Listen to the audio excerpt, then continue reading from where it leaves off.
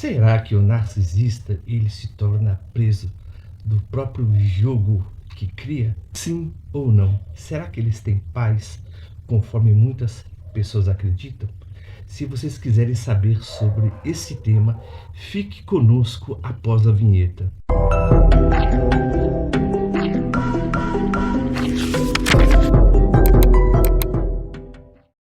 Há uma frase de uma atriz americana chamada Jodie Foster que diz o seguinte: olha que coisa interessante.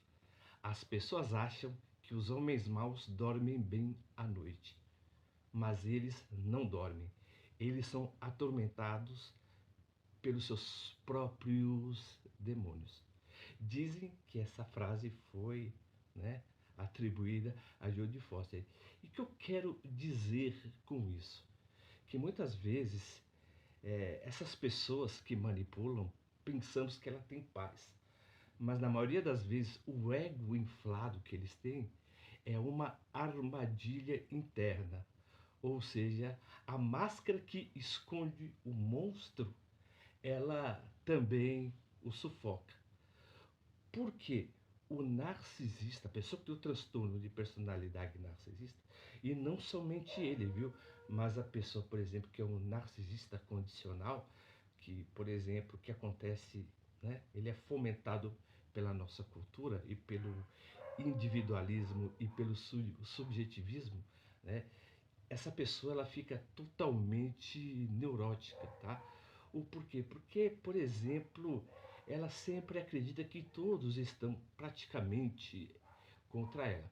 Então, por isso que ela vai criar uma carapaça para se proteger. Mas é essa carapaça que ela usa, né, para se proteger que a destrói. Né? Por quê? Porque ela não encara o seu verdadeiro eu, a sua sombra, né? O seu ego. Ela encara, na verdade, que os outros a ameaçam. Tem uma frase de Friedrich Nietzsche, né? Que ele diz em uma das suas obras, Acima do Bem e do Mal, que ele diz o seguinte: quando você olha longamente para o abismo olha de volta é, para você. O interessante é que quando você luta contra monstros, inconscientemente você se torna o próprio monstro, porque você está olhando pelo sentimento que você tem que está sendo totalmente destruído, né? Que é o narcisista, ou seja, ele entra num universo de abismo, silêncio e solidão. Por quê? Porque o narcisista, quando ele manipula as pessoas, ele também manipula os seus próprios desejos. O porquê isso? Porque, por exemplo, ele está sempre condicionado em um universo de falta, né? E ele, como ele não consegue suprir essa falta, ele fica preso nela e ele busca suprimentos em outras pessoas. Ele abusa, manipula, tira o melhor da pessoa e ele se torna vazio. Mas muitas vezes o benefício que ele ganha com isso é totalmente momentâneo. É por isso que ele sempre volta, né, dentro de um ciclo que é totalmente repetitivo, uma espécie de samsara, né? É algo que é kármico. Tem uma parábola zen budista que diz o seguinte, que havia um monge, né, que ele sempre andava com uma caveira na mão. E ele sempre ia para outros mosteiros e ele sempre pedia o seguinte: por gentileza, me dá uma esmola. Ele sempre visitava vários outros mosteiros. E cada vez que ele colocava, né, a caveira nunca se enchia. Então, e qual é, por exemplo, o ensinamento moral disso? É porque quanto mais a pessoa deseja, mais a pessoa fica insaciável. Porque é uma espécie de você tomar a água do mar. Alguma vez você já nadou e sem querer você bebeu, né, água do mar? A água do mar dá mais sede. Então, quanto mais você bebe ela, né, ela te dá mais sede. E na mente do narcisista, do manipulador, funciona dessa maneira.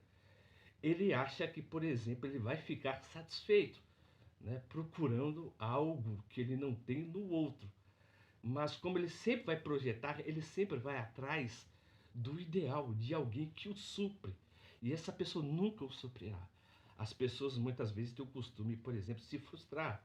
Não só a pessoa que se relaciona com o narcisista, ela se frustra, mas o narcisista também se frustra ao se relacionar com a pessoa. Por quê?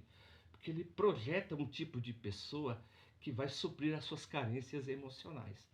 E essa pessoa praticamente ela não vai suprir, né? Porque o ser humano ele é um ser desejante e muitas vezes quando seu desejo se realiza, não se realiza da maneira que nós queremos. Por exemplo, nós nos frustramos, né? E o narcisista e o manipulador muito mais. Porque nós temos uma mania de desenhar tudo dentro da nossa mente e querer que o mundo e as pessoas se colam no nosso ideal. Então, e muitas vezes isso não acontece. Então é por isso que as pessoas praticamente se frustram. Porque o problema disso é você saber lidar com a frustração. Porque o narcisista não sabe se dar com a frustração. Ele não sabe, por exemplo, ficar parado, né? E ficar concentrado. Porque é mister da sua natureza, né? Que o seu cérebro não é configurado para isso. Mas as pessoas que têm um narcisismo praticamente social, elas ficaram totalmente viciadas a um prazer a curto prazo. Antes de continuar o tema de hoje, se o tema de hoje está sendo totalmente benéfico para vocês, eu peço que vocês se inscrevam no nosso canal, apertem o botão das notificações e comentem qual desses temas, na verdade, que nós sempre abordamos segundas, quartas e sextas-feiras, às 20 horas, diz mais com você. Né? E contamos, por exemplo, que você, né, praticamente conte a sua história, que nós a leremos e responderemos com um maior carinho. Agora eu quero ir para um tópico também que é muito importante e que você não pode perder. O que acontece com um manipulador? Por que ele fica preso no seu próprio jogo? Porque a cada manipulação que ele faz, ele vai ficando praticamente mais paranoico, né? Ou seja, ele, né, o manipulador, o narcisista, ele cava o buraco onde ele mesmo se enterra. Então, praticamente ele se torna aquilo que ele combate. Ele toma o veneno que ele sempre expele para os outros.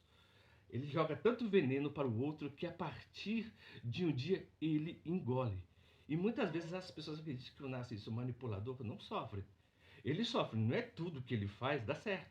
Porque tem narcisista e manipulador que encontra outras pessoas que são mais manipuladoras do que ele. Se vocês quiserem ver uma história interessante, por exemplo, é o golpista do Tinder, né?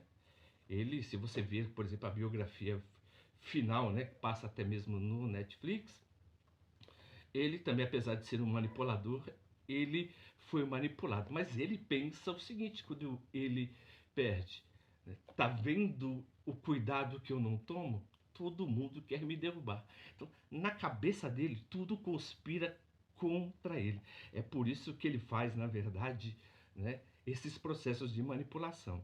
Mas o interessante também é a mente distorcida que o narcisista tem. Ele não consegue viver em repouso, né? Ele sempre é um ser totalmente angustiado, né? Ou seja, a infelicidade dele nasce por um processo dele não saber lidar com as suas próprias frustrações, tá? Então, na maioria das vezes, ele não sente remorso, o narcisista, mas ele sente tédio, né? E angústia, vazio e angústia crônica na maioria das vezes. E ele também se afasta da empatia, mas também se afasta da própria paz, porque muitas vezes a paz não nasce não só em relação que eu tenho para com o outro, mas para consigo mesmo. Mas a maioria das pessoas não tem paz quando estão sozinhas e olham para si. Elas ficam totalmente atormentadas. Schopenhauer até diz que o verdadeiro gênio, eu não digo gênio intelectualmente, mas um gênio de espírito, ele tem muitas vezes paz quando ele fica sozinho. E Blaise Pascal, ele também diz o seguinte, que as pessoas procuram prazer pelo tédio e pelo vazio. Então, como elas não se sustêm, elas sempre procuram uma vida que é totalmente efêmera, fugaz, a partir de preencher a sua própria infelicidade. E que isso causa também a própria infelicidade, tá? Também vemos que, por exemplo, que o narcisista, ele também se cansa de utilizar das suas próprias estratégias. Então, como ele é um ser totalmente viciado em dopamina emocional, né? Como ele sempre busca esse prazer constantemente, ele um dia acaba se extrapolando. Por quê? Porque quem vive em destruir, um dia implode por dentro, né? Por exemplo, eu tenho um parente, né? Ele até faleceu, né? Ele era narcisista, ele enganava até os irmãos dele e tudo, né? Mas teve um dia, sabe o que aconteceu? Ele pegou tudo aquilo que ele queria das mulheres que ele se relacionava, mas morreu sozinho, não teve ninguém para cuidar dele, se não fosse praticamente o meu tio que o cuidasse dele, né? Então você vê que a pessoa fica totalmente sozinho. Então as pessoas muitas vezes têm essa ideia que o narcisista e o manipulador vivem uma vida bem. Não, mas ele é atormentado.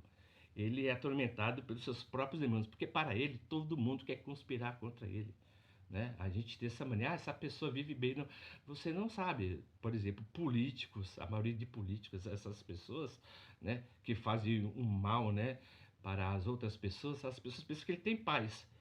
Ele pode ter a maior segurança, mas ele também desconfia dos seus próprios pares, tá bom? Se você vê, por exemplo, a história de grandes ditadores, eles sempre acabaram com um regime oposto, mas depois, com o tempo, eles começam a acabar com a pessoa dentro do próprio regime. Então, se vocês gostaram do tema de hoje e ficaram conosco até o final, por gentileza, se inscrevam no nosso canal, aperta o botão das notificações, dê um joinha. Eu quero que vocês também, por exemplo, vejam esses dois vídeos que eu já postei, que faz parte dessa sequência, que é o labirinto mental do narcisista e o cérebro do narcisista em crise, tá bom? Então é bom sempre vocês olharem, né, esses outros vídeos, tá bom? Que sempre fala sobre esse tema. E mais uma vez eu agradeço o carinho e a atenção de todos e se inscrevam no nosso canal. Desculpa que às vezes eu me torno até repetitivo, né? Fazendo isso, pedindo a ajuda de vocês. É que o nosso canal é pequenininho, né? E se você vê algum sentido nesse trabalho, né, se inscrevam mesmo, tá bom? E mais uma vez eu agradeço, viu? E até o próximo vídeo.